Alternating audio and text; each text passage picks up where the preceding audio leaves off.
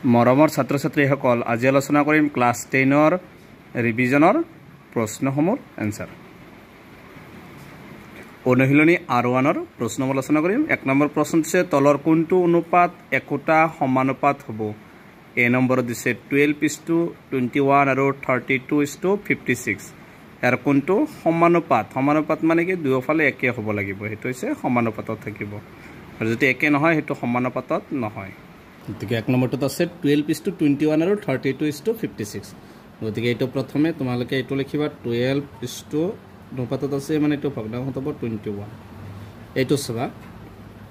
আৰু ইফালটো আৰু ঠাইত সমান ইফালে আছে কি 32:56 তেনেকৈ লিখিবা 32/56 প্ৰথমটো ওপৰত লিখিবা দ্বিতীয়টো তলত লিখিবা এবাৰ এটো কাটাৰি যাব ঘেৰে যাব দুটা একে সংখ্যাৰে কাটাৰি যাব লগ 3 ৰে যাব দুটা 3 দি 21 যাব 7 বাৰ 3 দি 12 যাব 4 বাৰ এটো প্ৰথমটো হল কি 4/7 ইকুৱেল ইফালো সবা এই দুটা কি ৰে যাব প্ৰথমে 2 ৰে যাব 2 ৰে কাটো 2 দি 5ক 2 বাৰ 2 2 গুণ 4 এক বাকি 16 2 গুণ 16 আকৌ 2 ৰে 32ক কেইবাৰ যাব 16 বাৰ এই দুটা আকৌ কি ৰে যাব 4 ৰে যাব 4 দি 28ক 7 বাৰ 4 দি 16ক 4 বাৰ দুপৰত 4 তলত কি হল 7 গতিকে এটো কি সমানুপাতত থাকিব যেহেতু দুটা একে ওলাইছে গতিকে লাষ্টত লিখি দিবা তেতিয়া সমানুপাত হ'ব বা সমানুপাতত থাকিব যদি বেলেগ ওলা তেতিয়া লিখিবা সমানুপাতত নহব বা সমানুপাতত নাথাকে বি নম্বৰটোত আছে 18:30 আৰু 14:21 সেম ইটো আগৰ নিচিনা তেনেকৈ লিখিবা প্ৰথমে 18 ওপৰত লিখিবা 30 তলত লিখিবা সমান ইফালে আছে 14 আৰু 21 তো 14 টো ওপৰত লিখিবা 21 টো তলত লিখিবা এই দুটা কি হৰণ যাব দুটা 6 ৰে যায় 3 ৰে যায় 6 ৰে কৰো 6 দি 30ক কেইবাৰ যাব 5 বাৰ 6 দি 18ক 3 বাৰ ইফালে হল কি 3/5 আৰু ইফালে এই দুটা কি ৰে যাব 7 ৰে যাব 7 3 গুণ 21 7 2 গুণ 14 ইফালে হ'ব কি 2/3 তোমালোকে দুটা বেলেগ বেলেগ কৰিব পাৰিবা মই একেলগে কৰি দিছো প্ৰথমে এটো কৰিব পাৰিবা তাৰ পিছত এটো কৰিব পাৰিবা একেলগে কৰি দিছো এই দুটা সবাইতে বেলেগ বেলেগ হৈছে গতিকে এটো কি সমানুপাতত নহয় বা সমানুপাতত নাথাকিব লাষ্টত লিখি দিবা তেতিয়া সমানুপাত নহয় সি নম্বৰটোত আছে 22:33 আৰু 33:24 সেমিটো লিখিবা 22 টো ওপৰত লিখিবা 33 টো তলত লিখিবা মান ইফাল আছে কি 33 আৰু তলত হ'ব 24 এই দুটা যাব এই দুটা প্ৰথমে এটো 11 দি হৰণ যাব 11 দি 5 যাব 2 বাৰ 11 দি 33 3 বাৰ ইফালে হল কি 2/3 সমান আৰু ইফালে হ'ব এই দুটা কি ৰে যাব 3 ৰে যাব প্ৰথমে 3 দি 24ক 8 বাৰ 3 দি 33ক 11 বাৰ ইফালে কি হল 11/8 গতি সবাই দুটা বেলেগ হৈছে এটো কি সমানুপাতত নহয় বা সমানুপাতত একেটা সমানুপাতত নাথাকিব সমানুপাত নহয় এটো হৈছে সি নম্বৰটো आंसर ডি নম্বৰটোত আছে 24:28 আৰু 20:25 গতিকে এটো প্ৰথমে লিখিবা 24/28 মান ইফালে আছে 20/25 এই দুটা কি ৰেফাৰেন্স যাব প্ৰথমে 2 ৰে কৰিব পাৰিবা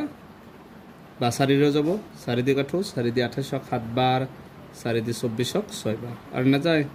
গতি কি হল প্ৰথমে 6/7 সমান ইফালে 5 ৰে যাব 5 5 গুণ 25 5 4 গুণ 20 ইফালে হল কি 4/5 এটো কি বেলেগ বেলেগ ওলাইছে এটো কি সমানুপাত নহয় তাকে লিখি দিবা সমানুপাত নহয়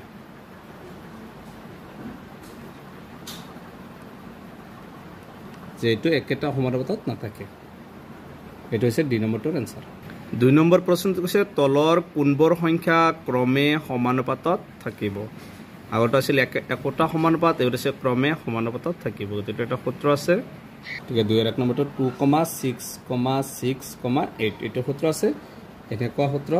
এটো ধৰিবা a b c d এটো সূত্ৰ হৈছে a * d = b * c মানে প্ৰান্ত দুটাৰ পূৰণফল সূত্ৰটো হৈছে প্ৰান্ত দুটাৰ পূৰণফল ইকুৱেল মাধ্য দুটাৰ পূৰণফল মানে এইটো 2 আৰু 8 টো প্ৰান্ত মানে a টো এটো হ'ব d আৰু মাধ্য মানে কি হ'ব বি আৰু চি গতিকে সূত্ৰটো হৈছে প্ৰান্ত দুটাৰ পূৰণফল সমান মাধ্য দুটাৰ পূৰণফল এ পূৰণ ডি এ মানে ইয়াত কি আছে এটা সূত্ৰটো লিখি লওঁ এ ইনটু ডি ইকুৱেল সূত্ৰটো লিখিব নালাগে মই একবাৰ লিখি দিছোঁ বি ইনটু চি এ মানে হ'ব 2 ইনটু ডি ডি মানে হ'ব 8 ইকুৱেল বি বি মানে হ'ব 6 ইনটু চি মানে 6 কি হ'ব 2 8 গুণ 16 সমান 6 6 গুণ 36 এইটো কি হ'ব ক্ৰমে সমানুপাতত নাথাকে যেটো একে ওলোৱা নাই লিখিবা একে সংখ্যা ক্ৰমে সমানুপাতত নাথাকিব নাথাকি এইটো হৈছে এ ন 1 2 এইটোৰ 1 নম্বৰটোৰ এনসাৰ বি নম্বৰটোত আছে 10, 20, 30, 60 গতিকে এইটো হ'ব একে প্ৰান্ত দুটাৰ পূৰণফল প্ৰান্ত দুটা 10 আৰু কি আছে 60 আছে 10 পূৰণ কি হ'ব 60 সমান মাধ্য মাধ্য দুটা কি হ'ব 20 আৰু কি আছে 30 পূৰণ কৰিবা একে যদি হয় এইটো ক্ৰমে সমানুপাতত থাকিব যদি একে নলয় ক্ৰমে সমানুপাতত নাথাকিব গতিকে 6 গুণ 6 আৰু 0 এইটো এটা দুটা 6 হল ইফালে আৰু ইফালে হ'ব 3 গুণ 6 আৰু 0 কেটা দুটা একে হৈছে গতিকে এইটো কি হ'ব ক্ৰমে সমানুপাতত থাকিব এতেকে ক্ৰমে সমানুপাতত থাকিব যেটো একে ওলাইছেটো সি নম্বৰটোত আছে p, pq, p square q, q square এটো প্ৰান্ত দুটাৰ পূৰণফল প্ৰান্তটো p আৰু ইফালে আছে কি q স্কয়াৰ সমান মাধ্য দুটাৰ পূৰণফল মাধ্য আছে pq পূৰণ আৰু আছে p স্কয়াৰ q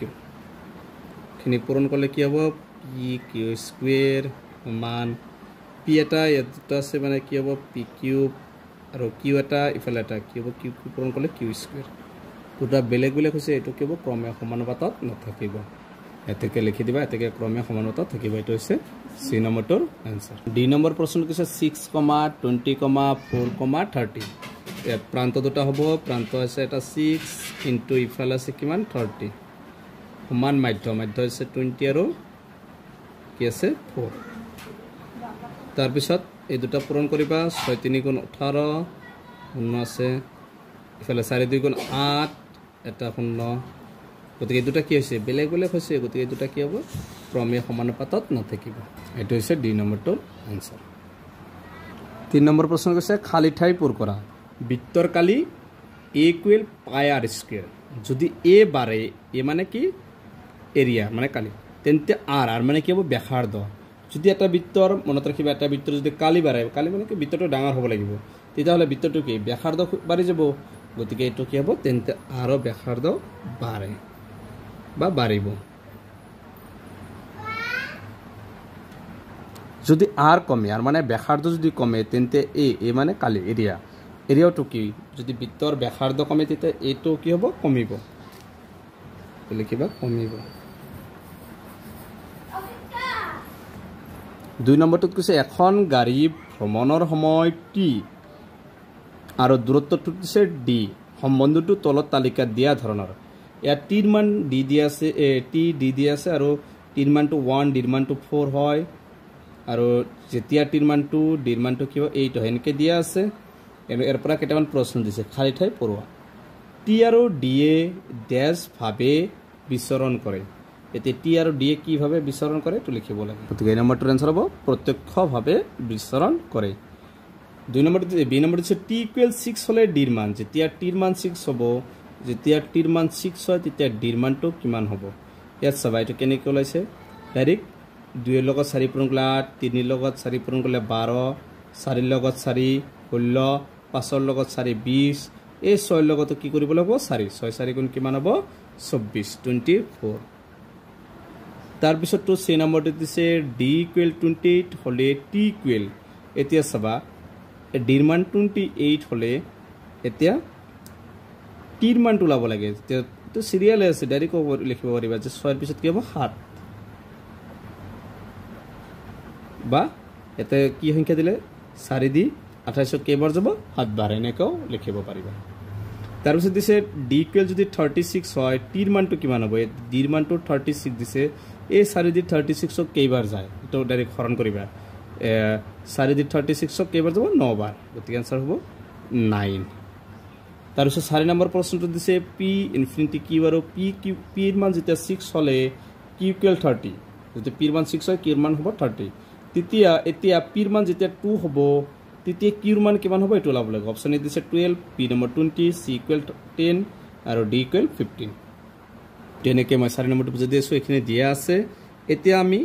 প্ৰথমে এটো p এর মান কি দিয়া আছে 6 যদি তলত আমি 3 দেও 3 দি 6 কেইবাৰ যাব দুইবাৰ মানে p এর মানটো কিমান পাম 2 যেহেতু p এর মান 2 দিয়া আছে সেম আকৌ q এর মানটো দিয়া আছে কিমান 30 q এর মানটো কি দিয়া আছে 30 এবাৰ এটো আমি একে সংখ্যাৰে হৰণ কৰিম 3 ৰে আগৰটো 3 ৰে কৰিছো 3 দি 30 কেইবাৰ যাব 10 বাৰ মানে q ইকুয়াল কিমান হল q এৰ মানটো কিমান হল 10 তাৰ মানে দুটাক 3 ৰে হৰণ কৰিছো 3 ৰে হৰণ কৰি p এর মানটো 2 পাইছো তো 2 দিয়ে আছে তেতিয়ালে কি হকো 3 ৰে হৰণ কৰিছো কিমান পাইছো 10 গতিকে आंसरটো হ'ব 10 গতিকে option c to right answer 10 5 number প্ৰশ্ন দিয়া আছে তলৰ তালিকাখনৰ খালি ঠাইত y এর মানটো কিমান হ'ব এটো ওলাব লাগে x এর মান x y দিয়া আছে 130 2 দিয়া আছে 16 4 তলত দিয়া আছে 8 8 এর তলত কিমান হ'ব অপচন দিয়া আছে 8642 গতিকে এটো সব এটো কেনেকৈ কৰিছে 2 দি 32 কেইবাৰ যাব 16 বাৰ 4 দি 32 8 বাৰ এই 8 দি 32 কেইবাৰ যাব 4 বাৰ গতিকে आंसर হ'ব অপচন সি তাৰ মানে এইবিলাক ডাইৰেক্ট হৰণ কৰিছে 4 দি 32 8 বাৰ 8 দি 32 4 বাৰ গতিকে option c to right answer